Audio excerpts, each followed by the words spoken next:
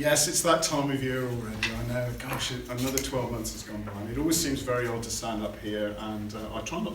It's interesting because I was thinking, when I do stand up here, I often get quite emotional about stuff, and I think that's just the way. Don't start. That's just the stuff that God puts in my heart for this particular time. In the past, I've tended to kind of sort of overcomplicate life a little bit. I'm still doing it at the moment. And my attention to detail is a curse and a blessing. So when I've been making preparation for talking about something, whatever it may be, there's always too much that goes into it. And I'm learning, actually, is to leave spaces for God, for the Holy Spirit to work within. And that's kind of sort of what I've done today. So it'll be interesting to see how this goes. I just wanted to read this out, because when Andrew was saying, if it's not about Jesus, then why are we here? So this was interesting. It's so easy to be enchanted by impressive graphics, presentations, and slick strategies that will change your life. But the real power, this saving grace, was messy. A man was flogged, beaten, spat on, and falsely accused. He was dressed as a mock king and punched and insulted. His clothes were gambled away, and a crown of thorns was pushed onto his head to add insult to his final moments. This man was stretched out in agony by others and nailed to a cross, lifted up for all to see and marvel at his shame. On that cross, the author of life was made sin. All the world's mess and failure, disobedience and shame was lumped with him. He called out that it is finished and gave up his life. Silence, confusion and fear swept over the friends of Jesus as they gathered and slowly began to unfold the events of the last few years. Then early on the third day, the greatest miracle to have ever touched the earth began. The tombstone was rolled away and life was returned. Jesus appeared to hundreds of people over a period of weeks. He ate with them, walked with them, and declared to them that death had been overcome. The doubters were not pushed away but brought closer to really see. The fearful and shameful were reinstated and put back on their feet. A promise of life to come, and a message was born: salvation. Death had been defeated, and sin had lost its sting. Amen. Yeah.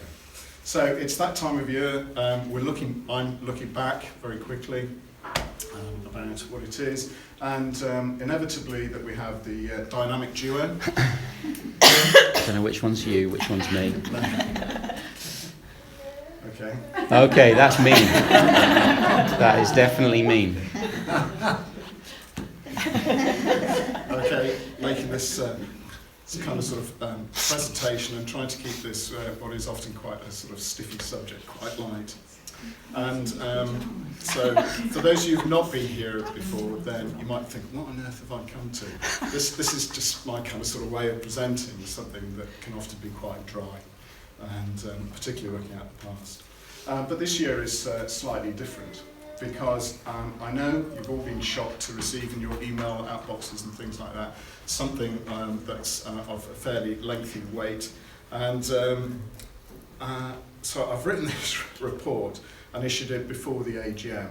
And the idea behind this, okay, is it's kind of sort of sets a precedent really in some respects. And the idea behind this is to give people an opportunity to have a look at what it is that we have been doing in a way that gives people time to reflect, and it's not just thrown at you here and now.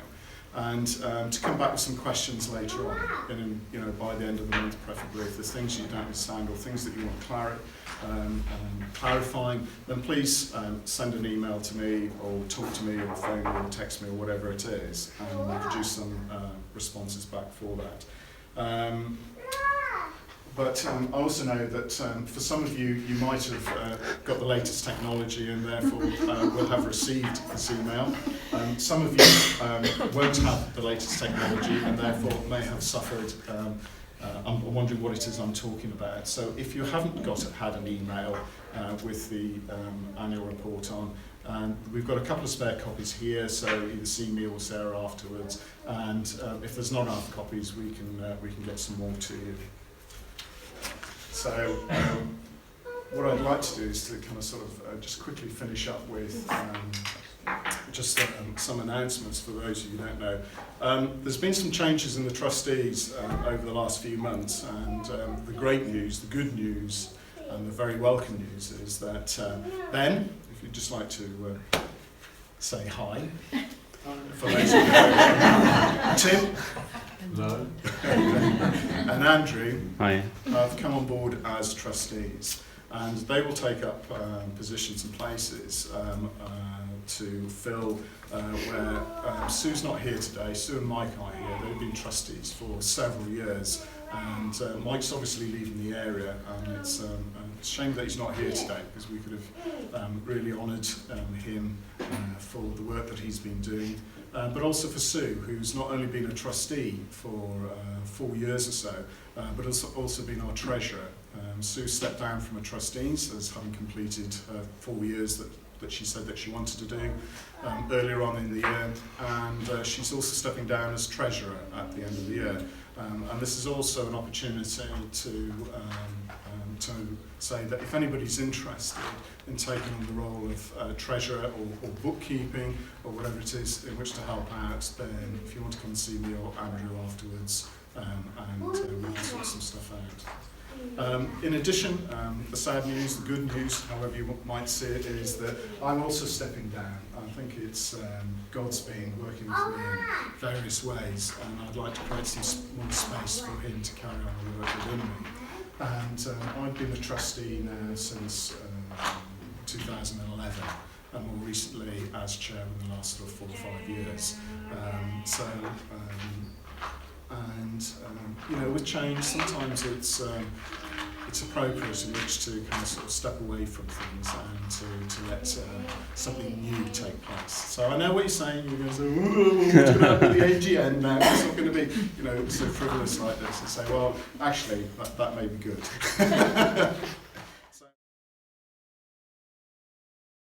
Firstly, the thing that I really want to talk about today is to do something around thank yous.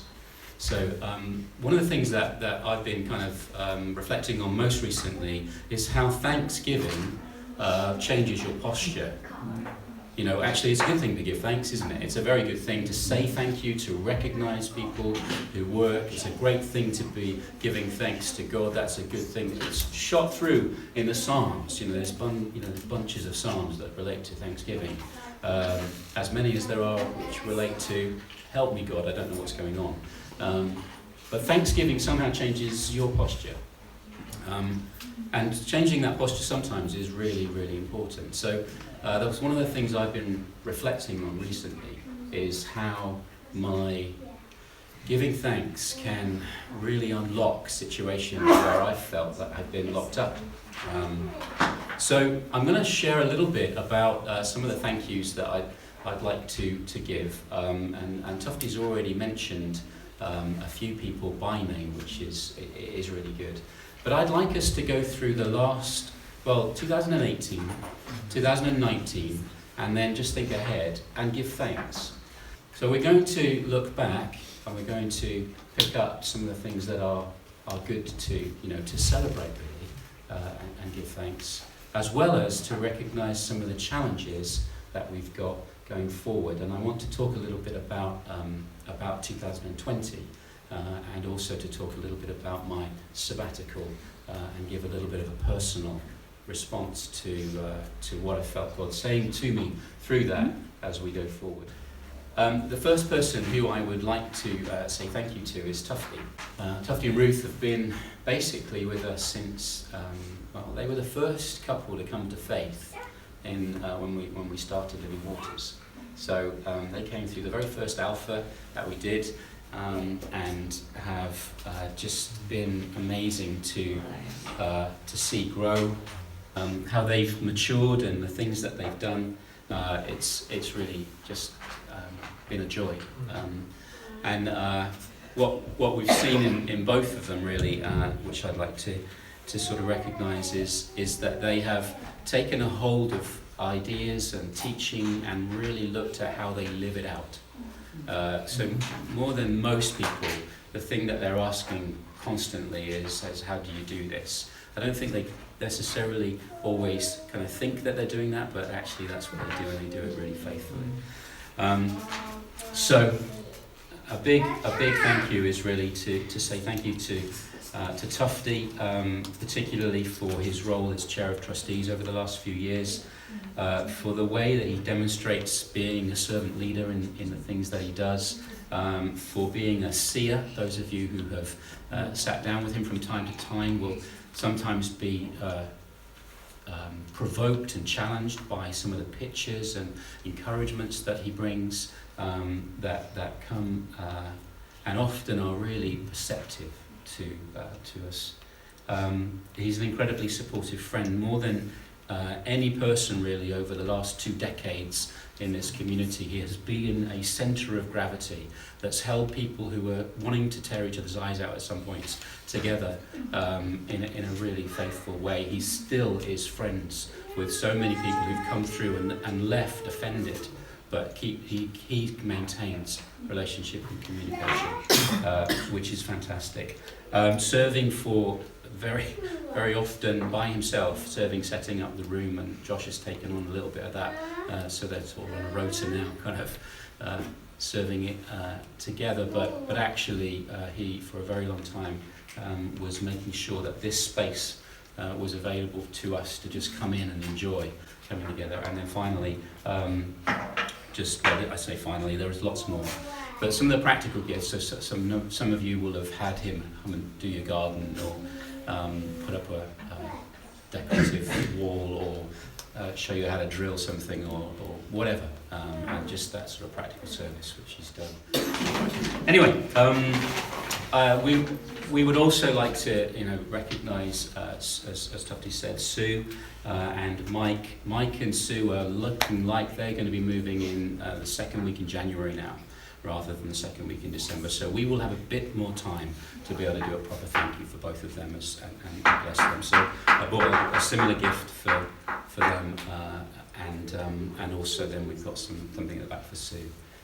Sue well. Johnson. Johnson, yes. Sorry. And also for Caddy, who up until recently was a trustee. I also ran the safeguarding, which we are really thrilled Ruth has taken on now, and is making sure we're actually doing what we say, which is good.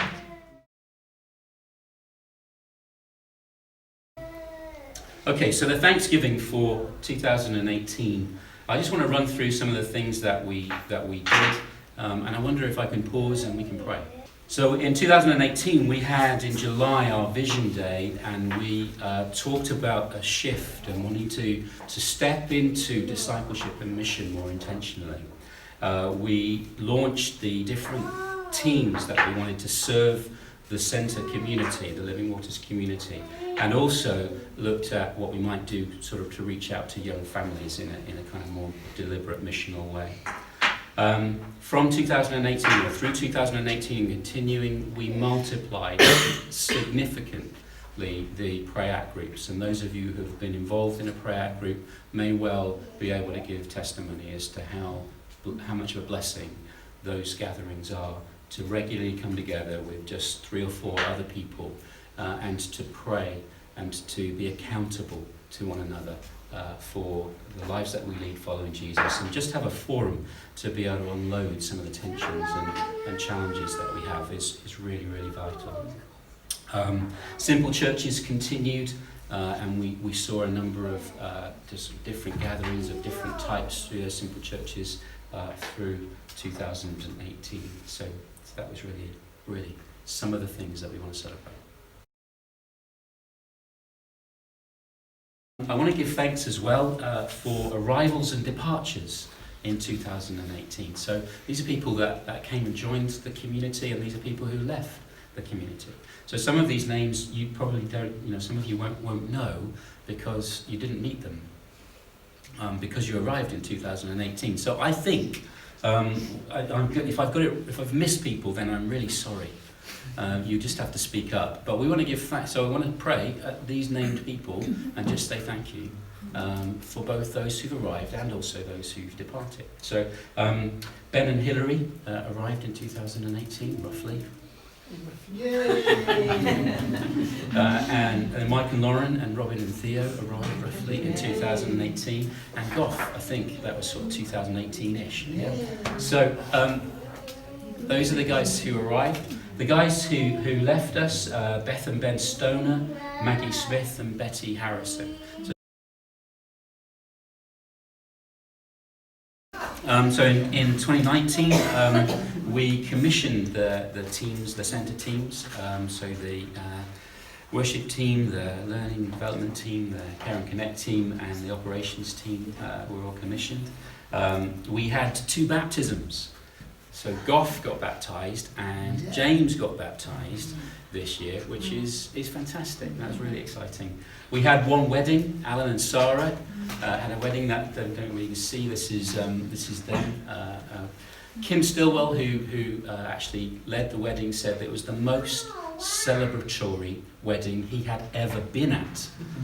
He's been a Methodist minister for a number of years, so he was blown away by just how we were able together to celebrate what we were doing. So that was really, really good.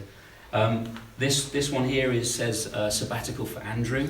Some of you probably were like, oh, that's fantastic, news for us all. It was good for me. The church leaders, the partnership with the church leaders in terms of how we are working together, both relationally but also practically, in the things that we were doing, strengthened and developed. There were significant shifts, significant new initiatives, and depth happening through this year so far, and that's really exciting to see continue. There was an increase in our giving to us as a community. I'm just picking out some of you. I'm not saying this is all that happened in 2019. Just picking out a few. So there's an increase in our giving, which was really, really great to celebrate. And even just in the last few weeks, we've had some significant answers to prayer. So if we know to share around some of the needs, some of the things that have been going on, we've seen some significant answers to prayer. Just an encouragement together to be carrying one another's burdens and celebrating one another's joys. Okay, also some arrivals and departures in 2019. So arrivals, I've just put watch this space. We have had people visiting us for a few weeks, and that's really exciting, but we will wait and see and just be open to other people joining us, unless I've missed anybody again. It's possible, I was on sabbatical, so. And then departures, Callie and Caddy left us in the summer. They felt their kind of journey with Living Waters had come to an end, and that was sad, and there were some things around that we would love to have done differently, but they have made that decision, and we want to bless them and release them and pray for them. Pending departures, you'll all know that Mike and Sue are moving to Wolverhampton to be with family and to serve church over there, and we really are going to miss them massively. They've just been incredibly powerful in their giving and serving, and it's a big shift for lots of us to be saying goodbye to them, even though they're only going to be an hour away. And there are also others who I think we are expecting them to also say that they're leaving, but haven't really been communicating much at this point in time. So we'll wait and see on that as well. So I just want to give thanks here as well.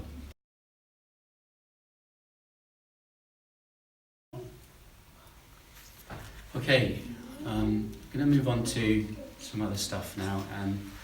So I just want to give a quick. This isn't accounts for 2019 because we haven't finished 2019, so it'd be a little bit premature. But I wanted to give you a kind of quick overview of our financial situation for 2019, and then some of the changes that will happen with some of the people that we talked about having left for next year. So. What I've done here is to say that I've taken out, this is approximate, and I've taken out the designated giving. For those of you who don't know, it's possible with giving into a charity to say that you'd like it to go, for example, to Paul and Jane Smith, who some of you will will know, are going to Mozambique as missionaries. So some people have designated their giving. We can't do anything other than pass that money on. We'd gift aid it and pass that money directly on. That's how we've chosen to operate with the gift aid aspect of it. But the giving is designated. We can't do anything else with that money. So I've taken that money out as if, so this isn't income, that income that we've got here doesn't relate to those designated giving elements, which are not insubstantial. So the non-designated income, approximately 22,600-ish for 2019. Well, the 12 months going back from just now.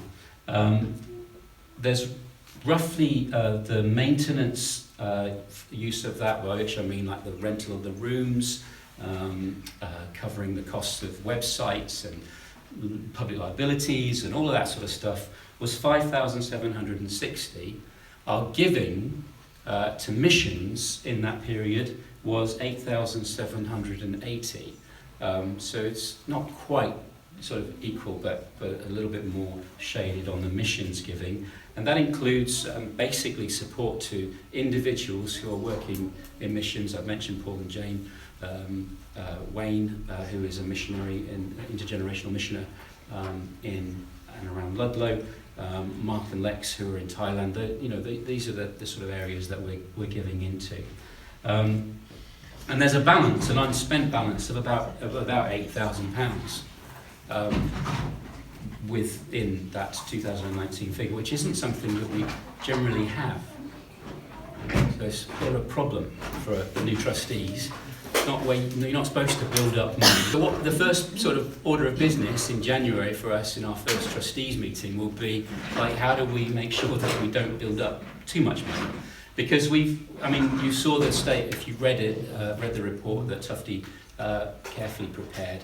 There's around about 13,000 at the end of the year last year in our primary account. That's now gone up to about 21 because of that giving. Now, next year, if the people who are moving on or who are needing to reduce their giving for various reasons, if that all works out according to the expectations, then basically our income and our outgoings will be about balance.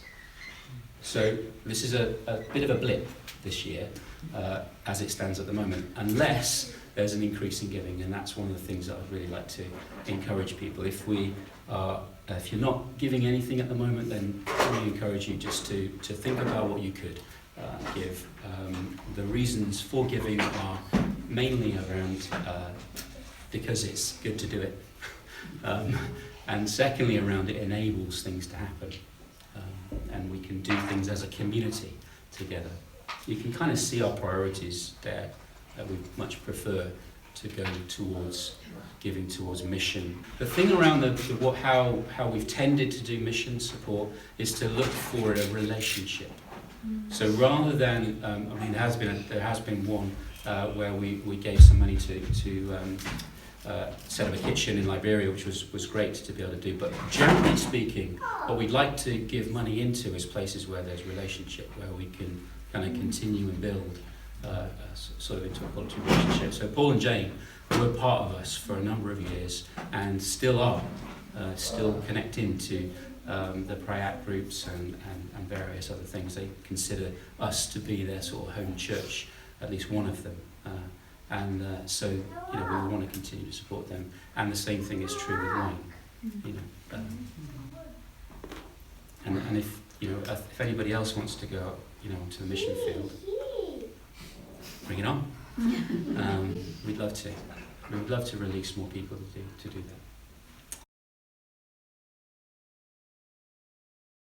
that. I want to share a little bit, and this is personal, but it also has implications for us, about my sabbatical. So firstly, the thing that, one of the things that I did was to do this dissertation on 1 Corinthians, and got some amazing stuff out of that. I've probably, as I've said to people, probably got about a year's worth of sermons out of it, which is great. I mean, I've really appreciated that. in the middle of my sabbatical, that's 20 years that I've been leading the church here, and I was asking questions about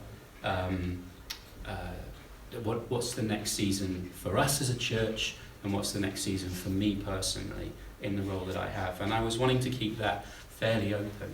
And I was away in Chester. I tend to go away every quarter for a 48-hour period and just seek God, and I have a very specific pattern. And I was away in Chester just during the middle of it, the sabbatical. And I have been reading a book called Renovation of the Heart by Dallas Willard.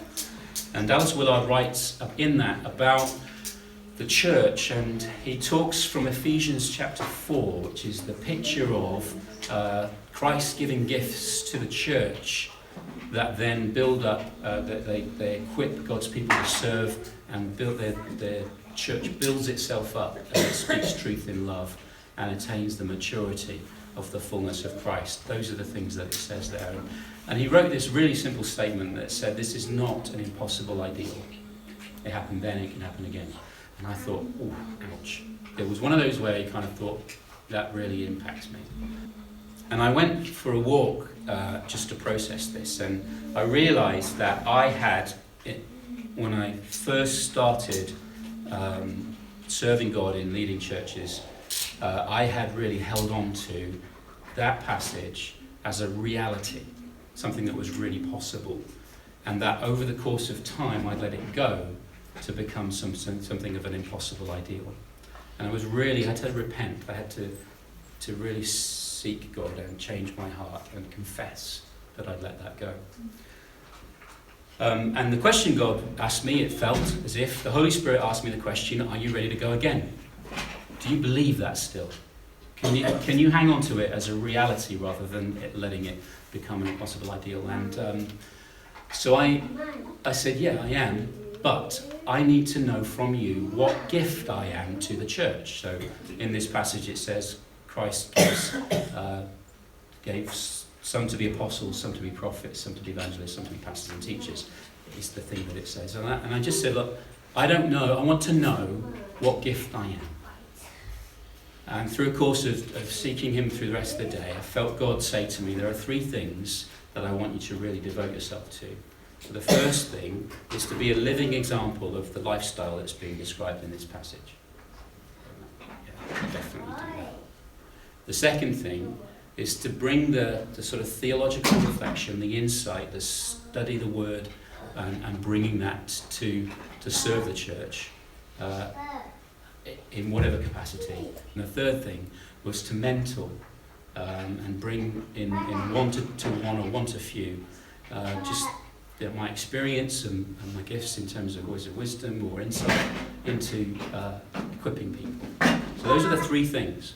I basically said to God, okay, I really see those things as things that are given to me, and yet I don't really know how to do that in terms of giving to the church.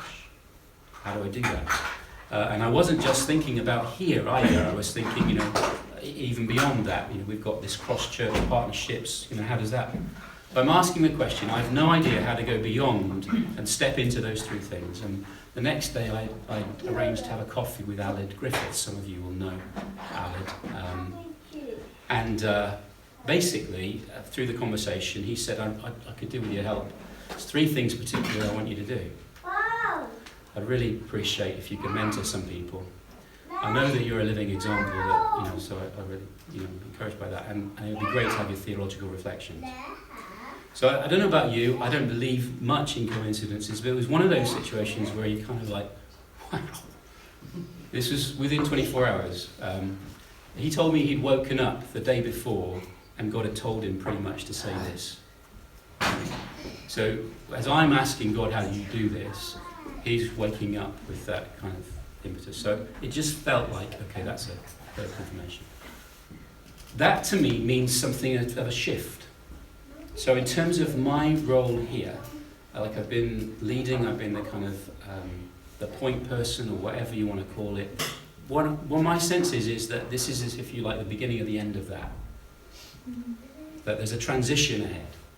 where I am needing to give myself very clearly to those three things and not be doing some of the other stuff that I am doing right now. So that's my sense. That has implications for us as a church community. It has stuff that we haven't yet worked out. You know, it's just I want to be clear about this is what I'm hearing God say, this is what I think we need to be beginning to talk about. So, what about 2020? Well, we've been talking a lot about belonging lately. We've been asking the question, what does it mean to belong? And there are some implications to that conversation. So one of the things that we need to think about is, like, how do we know the belonging? How do we work that out? And one of the things that's just been difficult for me over the last couple of years is people have left us without saying they've left us. And I'm like, okay, well, I don't understand how. So how do we do that? You know, different. Just these are good conversations to have. You know, what does it mean to belong? But also, what does it mean to bring who we are to the whole community and say, this is what I've got to bring.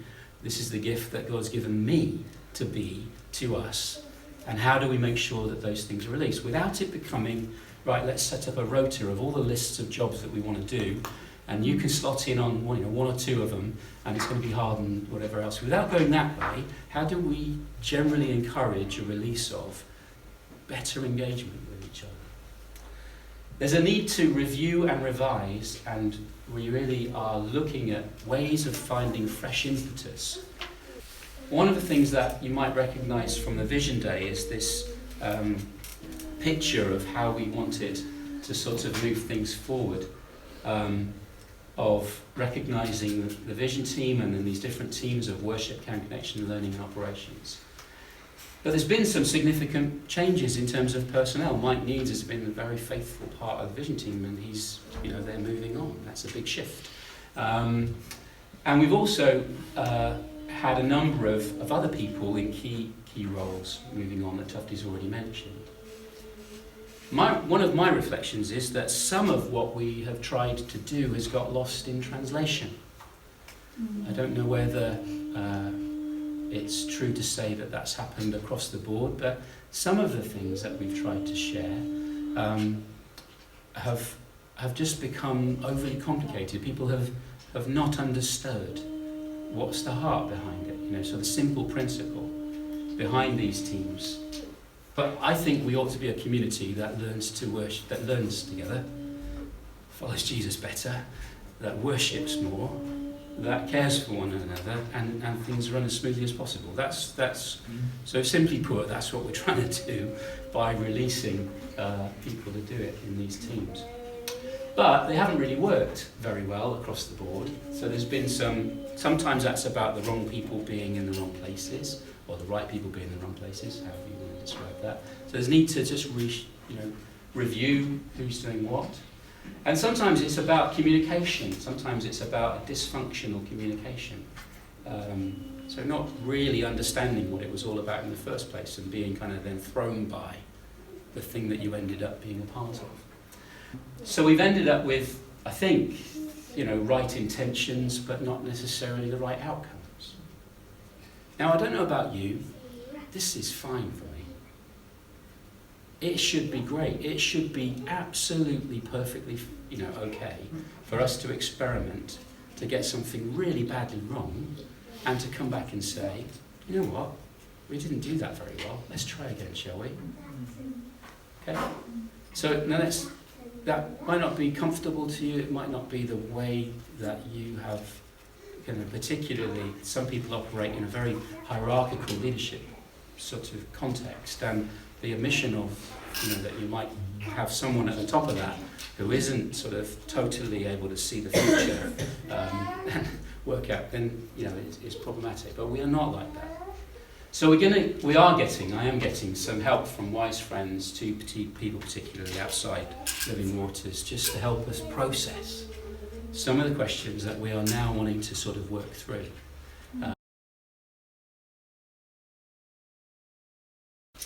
Some of the questions that we might need to address are going to require us to commit to communicate with each other. Communication is probably the most challenging and undermined thing in church life ever. It is one of those things which is constantly under pressure. So how do we do good quality communication? Well, it's about two-way. It is about saying what you see and communicating it back, feeding back, and keep on speaking with one another. And it's about sort of speaking openly with the people who are concerned with the questions. So quite often, poor communication, the disease of factionalism that happens in the Corinthian church, the habit there is like, so I know that Nikki has made some decisions about, what she's cooking tonight, and I'm really unhappy about that. And my process is to go to Josh and say, do you realise what your mother is cooking me tonight? What that does is not address the issue, which is probably my limited appetites in terms of food.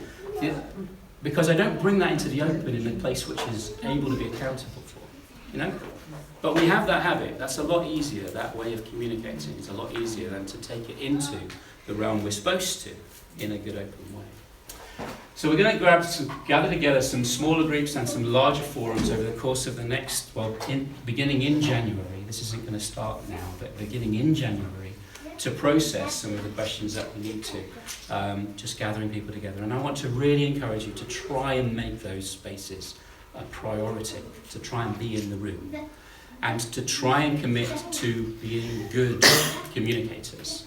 So speaking truth with love is a really high bar, I know, but I think it's one that we need to aim for.